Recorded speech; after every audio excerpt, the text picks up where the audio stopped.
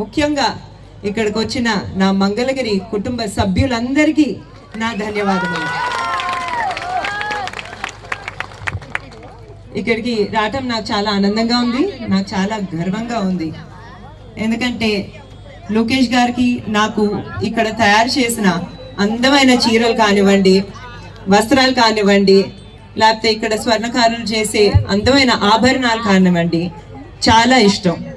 ఎంత ఇష్టం అంటే ఇప్పుడు ఎవరినైనా కలిసినా కూడా లోకేష్ గారు లేకపోతే నేను మన మంగళగిరి వస్త్రాలు కానుకగా ఇస్తున్నాము.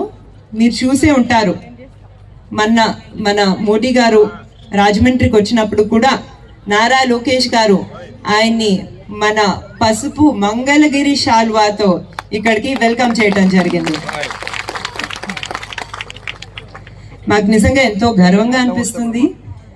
శ్రీరత్న గారు కూడా చెప్పారు, ఇక్కడ ఉన్న